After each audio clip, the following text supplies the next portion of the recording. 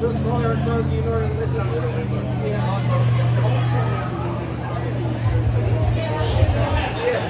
All right, everybody, let's give E. Wade and Pumpsy a round of applause.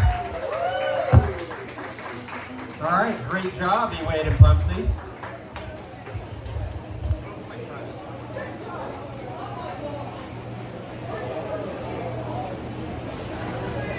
All right, so some of you may have seen that I asked Paul to send me some bio information, just some background and things like that of how he got to this point of being a leader within our community as far as music and stuff like that. So I'm going to do my best to go through a few of these talking points and not make it sound like a eulogy. We'll talk about some of these. Then I got a guest that's going to come up and talk a little bit, and I got a quick presentation. So I won't bore you too long. When they say Jim's coming up to the stage, I know you were all scared. You thought I was going to be singing, but that's not the case. So, all right. So Zanesville native Paul Quinn is a musician, performer, and an advocate, as well as a mentor and an influencer of musicians in our community currently. Currently, Paul sings, drums, and plays with the Donnelly Quinn Project. He's a guitarist with the guitarist-vocalist Mark Donnelly, as well as Jimmy Moore and the gang over there. So does an amazing job with that. But I think the key words there, advocate, influencer, and mentor. I've seen Paul mentor. I've seen him make influences in our local community as far as music, and I've seen him mentor musicians and especially other individuals through different troubling times in their lives. So I think those are all key things to point out that Paul has done, and one of the reasons why for the second year in a row when we did this award that we felt that Paul was the right fit to receive that. Very, very good things that Paul has done within not only the music community, as I'll talk here in a couple seconds about just our community in general. With that, a little bit more about Paul Quinn. Paul Andrew Quinn was born in 1959 in Zanesville, Ohio, to the parents of Thomas and Margaret Quinn, who I was fortunate enough to know. And they have both left us now at this point, but amazing people. There's actually another paragraph in here that we talk about Paul's influences in his life, and his parents were one of those first major influences. And you talk about giving people that were involved in the community that were very much just great people and really always willing to help somebody out and those kind of things. That's what I think of when I think of the time that I knew Tom and Margaret Quinn. They were just amazing people. So Paul was the number 4 of 7 children. They waited till they got right in the middle, and they had the worst one, and they had some really good ones, some really good ones younger, but yes, they almost perfected it there in the middle, but they definitely perfected by the end. So as a child, Paul and his siblings listened to his father sing. So another musical influence was his dad. I got to hear his dad sing here several times. Usually it was the same song. Hijack the open mic. Usually it would hijack open mic, and usually it was the same song, but I always enjoyed hearing, especially about the tons of coal and 16 ton and that song that he would sing. So it was a great song. Then a little bit later, when Paul was about 10 years old, I believe it was, he collaborated with his brother Chuck, and that was his first musical project, was at 10 years old. So you can look at Paul now and know that 10 years old was several years ago. So about 40, 45, pushing 50 years, over 50 years that Paul was in the music scene here within our local community. So Paul left Zanesville for a while. I don't know, some of you may know that, some of you may not. He went to Columbus, got married, had kids, did the grown-up thing. Then he returned back to Zanesville, to his childhood home, in 2013. And I was fortunate enough to meet Paul shortly after that. So I bought the barn in 2016. The previous owners, Bill and Polly, were doing some things with live music, but not a lot. Not a lot of social media things. Didn't have a lot of advertising around what we were doing, and not a lot of continuity around how we were doing things. So Paul really helped me and mentored me to be able to make better decisions on our social media. He took over our social media with our homepage posts. So most all of those posts are from Paul, starting from about 2016. We also kicked off a little thing called Paul's Open Jam. And that was around that same time. Paul was playing with the band Defunctopus when I met him, and it was at Rocker's birthday party, which was a unique situation. I'm sure those of you that know Rocker know that that was unique. But it was a great time. One of Paul's favorite artists, when I asked him who his favorite artist was Paul Washerberg from The Replacements. Westerberg, something like that. This may also come as a surprise. I don't know how well any of you know Paul. Who do you think his favorite band is? I heard a couple Rolling Stones out there, so another major influencer was the Rolling Stones. When asked about them, Paul said they capture the mood and a feeling in a way that stirs his soul. So I think that's a pretty cool definition of how the Stones are.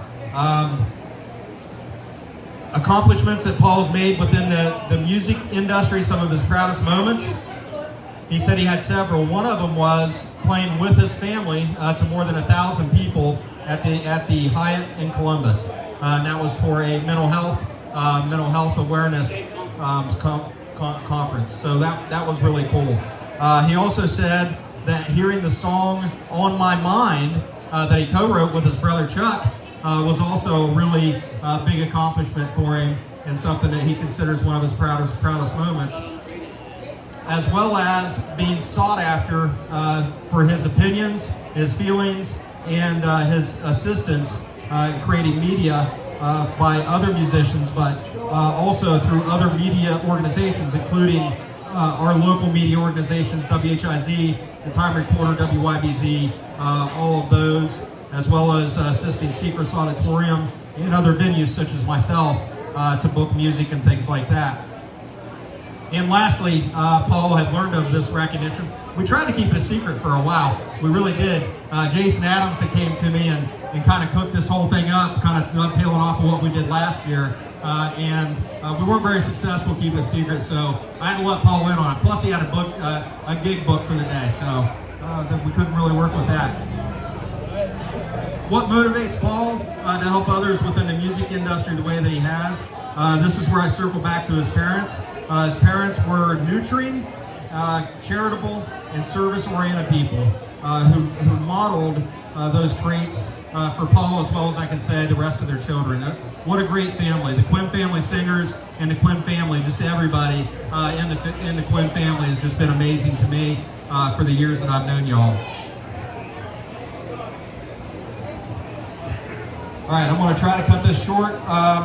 So I've got on here that Paul has guest appeared or guest sang with at least 18 local music groups. I see a lot of those folks sitting out here now. Seen some of them on stage earlier. We'll get to see more of them on stage here as the day goes on. But about 18 different music groups from here in the Zanesville area that Paul has collaborated on the stage with.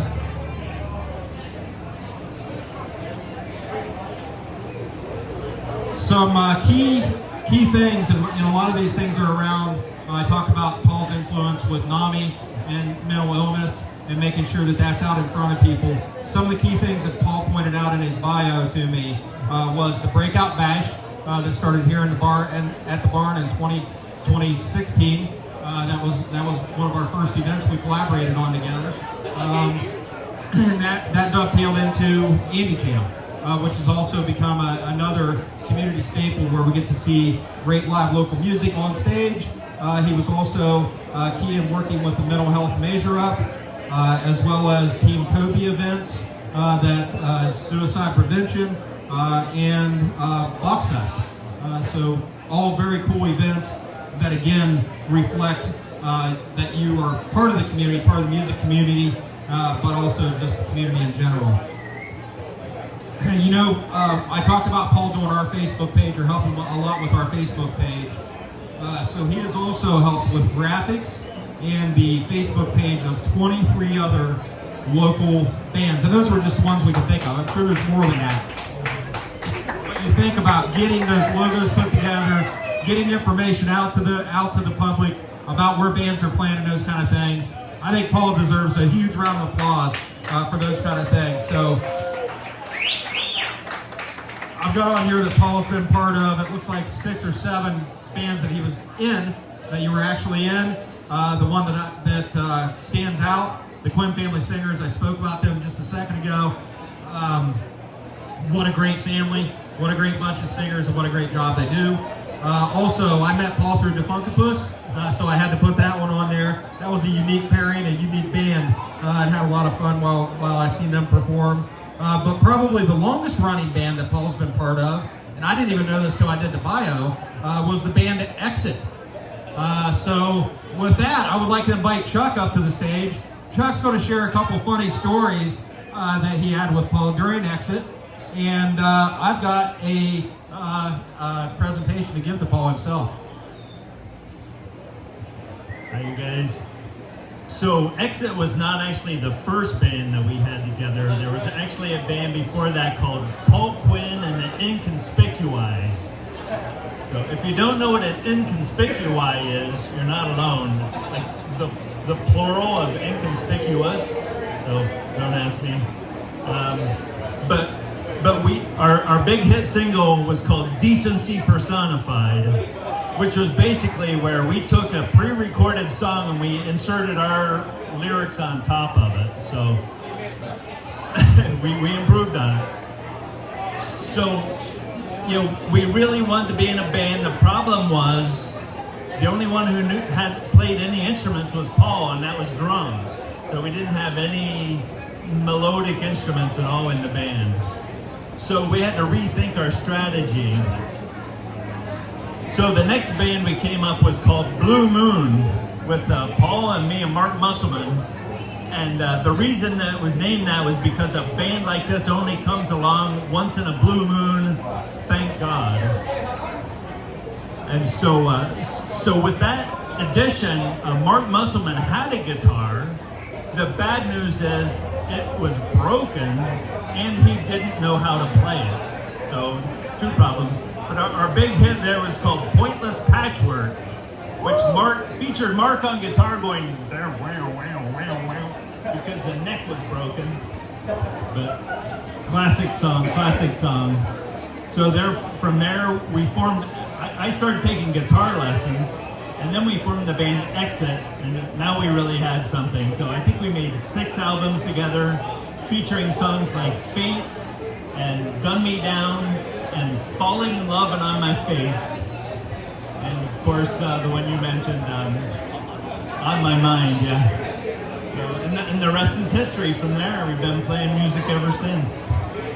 So that's Paul's early musical history. Thank you.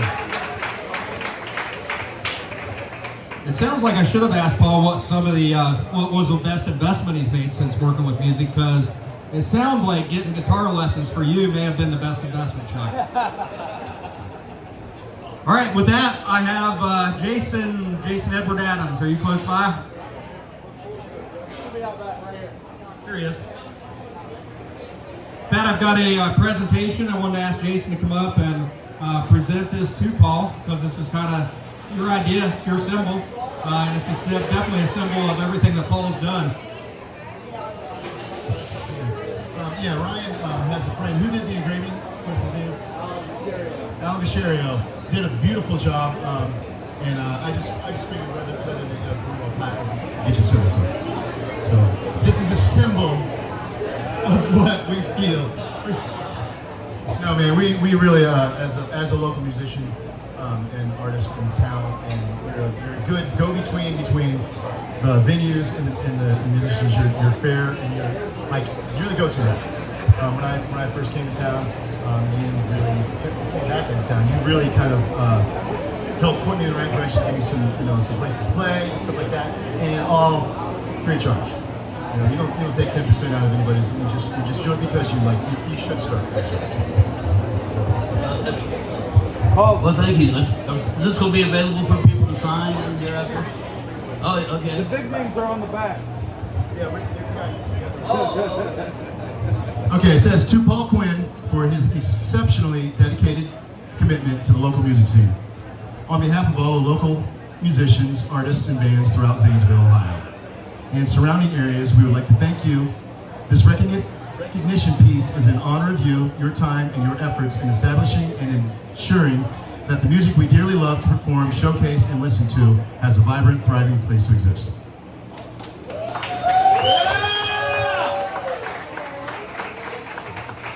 Thank you, Jim. Thank you, Jason. Appreciate this. Thank you all for being here.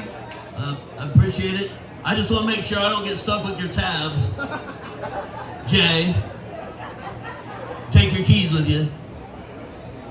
But no, everybody that's here, thank you for supporting the things I've done. Sometimes, when I first started doing this, really trying to promote bands and venues, I just had a vague idea of putting music and mental health together. And it's the musicians who responded when I called for people to come and play.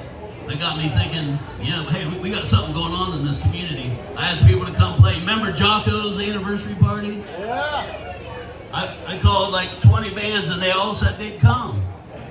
I was like, wow, that's fantastic. And so I just continued asking and still am. Still need you to come to Paul's Jam. But I want to thank Jim for supporting the Open Jam, Paul's Jam. When I heard the name of it was Paul's Jam, I said, hey, my name's Paul. I got a really good chance of getting this gig. And so I got it. Yeah, it worked. It'll be 10 years next year of the jam. Longest running jam in the world. But it was cool. I mean, I grew up, what is he out? I grew up listening to John and Hannah and some people who are here, and to have them out here playing in my honor, I appreciate. Brandon Middleton, he's one of the first people I ran into when I got into the music back here in town. Stephanie Arnetti, John introduced me to Stephanie. And of course, Twyla. Twyla's long been an inspiration in music for us and the family. And she just gets tired of them referring to me as the musical Quinn. Just teasing. He's way better. But thank each of you, Jay Bond, Mark Donnelly, Gary Moses, people that have played with me, appreciate it. Friendship Art for coming out, crashing your pool. And the Quinn family. My son Joey couldn't be here. He's at Lost Lands Music Festival. And my son Andy is looking down from heaven and smiling for me. So, but thank you all, and let's keep making great music here. Once again, thank you, Paul Quinn, for your influence in local music. I'm glad this year's Musicians Appreciation Day was to honor you. Couldn't think of anybody that it better fits. Congratulations, and we look forward to hearing more amazing things that you do in our local music area over the next few years. You're also now on the panel to help select for next year, so there you go. It's going to be an annual event. All right, hey, once again, thanks Jason Edward Adams. Thanks, Ryan. You got the symbol together, put all that together. You guys did a great job getting this event together. And let's enjoy some great live music. I'll quit flapping my gums. Did I forget to say Jimmy Moore? I think I might have forgot to mention Jimmy. Love you, Jimmy. Well, that's right. Let's have a big round of applause for Jim and for Paul doing a great job for us. Will's up next. Congratulations, BQ. Thank you. That's pretty cool. Hey, Ron. Thank you. Congrats, I got around video. Oh, great. Awesome. I didn't say I looked good. Hey, wait. Sign that drum. Oh, yeah, please do. Sign this. Please do. I was wondering if Just use one of these. people missed it, I guess.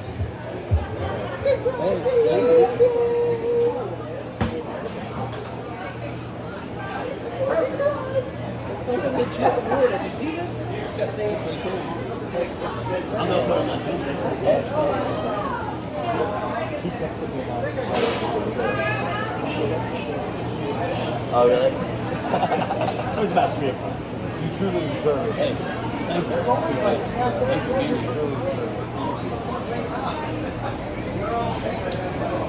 good to see you. I've never seen that. Yeah, I've never